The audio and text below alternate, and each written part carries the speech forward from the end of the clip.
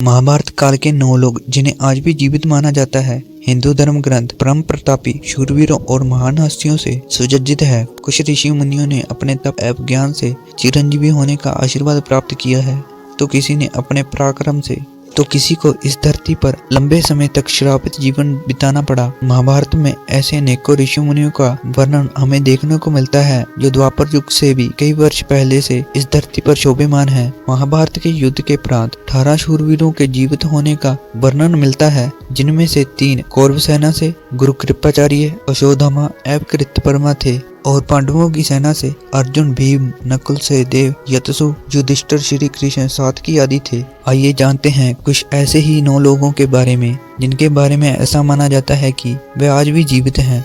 वेद व्यास जी। महाभारत काल की बात की जाए तो सबसे पहला नाम वेद व्यास जी का आता है। वेद व्यास जी महाभारत के रचयिता हैं। महाभारत वेद व्यास जी ने स्वयं प्रथम श्री गणेश जी को सुनाई थी, और गणेश जी ने अपनी कलम से महाभारत लिखी थी। महर्षि वेदव्यास जी का पहला नाम कृष्णद्वैपायन था। महर्षि वेदव्यास जी मुनि पराशर एवं माता सत्यवती के पुत्र थे।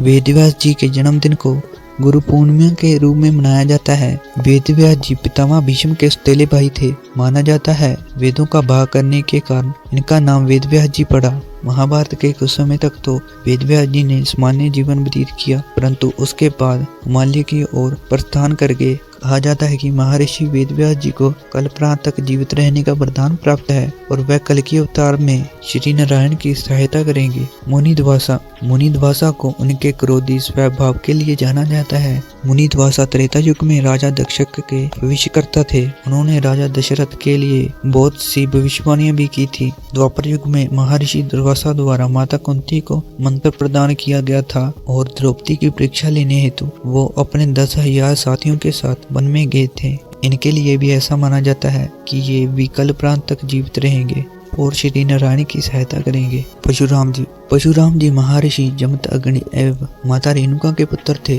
त्रेता युग में परशुराम जी का वर्णन सीता स्वयंवर में, और द्वापर युग में वह पितामह भीष्म एवं दानवीर कर्ण के गुरु थे। परशुराम जी के लिए माना जाता है कि उन्होंने अपने तप से भगवान शिव को प्रसन्न किया था और काल प्रांत तक जीवित रहने का वरदान प्राप्त किया था। श्री नारायण के कल्कि अवतार की रक्षा करने के लिए वह इस धरती पर विराजमान है। जामवंत का सर्वप्रथम उल्लेख रामायण में राजा सुग्रीव के शासन में मिलता है। वह राजा सुग्रीव के मंत्री थे।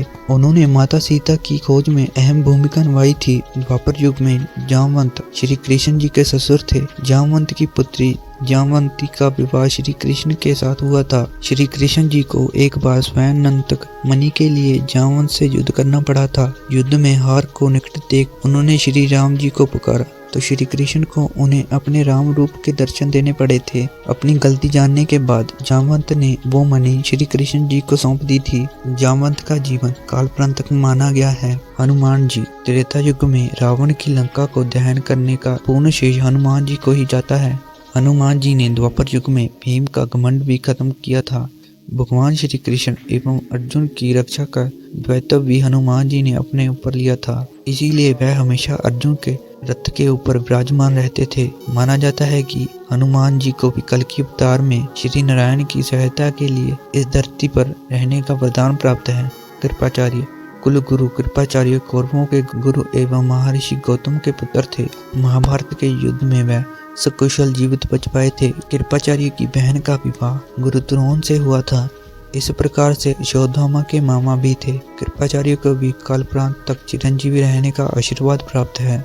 मायासुर ज्योतिष फल के प्रकांड विद्वान थे। कहा जाता है कि त्रेता युग में महाराजा दशरथ के भवन निर्माण का कार्य उन्होंने ही किया था। साथ ही द्वापर युग में उन्होंने युधिष्ठिर के राजभवन का निर्माण किया था, जिसे देखकर दुर्योधन की इच्छाएं और ज्यादा बढ़ गई थी। श्री कृष्ण जी की द्वारका नगरी का निर्माण भी मायासुर की देखरेख में किया गया था। मायासुर को भी कलयुग के अंत तक जीवित रहने का वरदान प्राप्त है। मार्कंडेय ऋषि मार्कंडेय का वर्णन द्वापर युग एवं त्रेता युग दोनों में देखने को मिलता है। मार्कंडेय ऋषि के श्राप के कारण ही यमराज ने द्वापर युग में शुद्ध योनि में महात्मा विदुर के रूप में जन्म लिया था। युधिष्ठिर के वनवास के समय ऋषि उन्हें रामायण सुनाकर धैर्य से काम लेने की सीख देते थे। मार्कंडेय ऋषि को भी श्री नारायण के कल्कि अवतार तक जीवित रहने का वरदान प्राप्त है। इनमें से किसी के भी जीवित होने का कोई प्रमाण प्राप्त नहीं है। धर्म ग्रंथों एवं लोक कथाओं के अनुसार ही इनके जीवित होने की बात मानी जाती है। ग्रंथों के अनुसार कई वर्षों तक इन सभी के जीवित होने का वर्णन मिलता है। यशोदामा को छोड़ सभी ऋषि मुनियों का वर्णन सतयुग और त्रेता युग द्वापर युग में मिलता है। इसलिए ऐसा माना जाता है कि कलयुग के अंत तक भी ये सभी इस धरती पर विराजमान हैं, जिससे कि कलयुग के अंत के समय श्री नारायण की सहायता कर सके। एकमात्र यशोदामा ही है जिन्हें इस धरती पर सालों तक भटकने का श्राप प्राप्त है। धन्यवाद।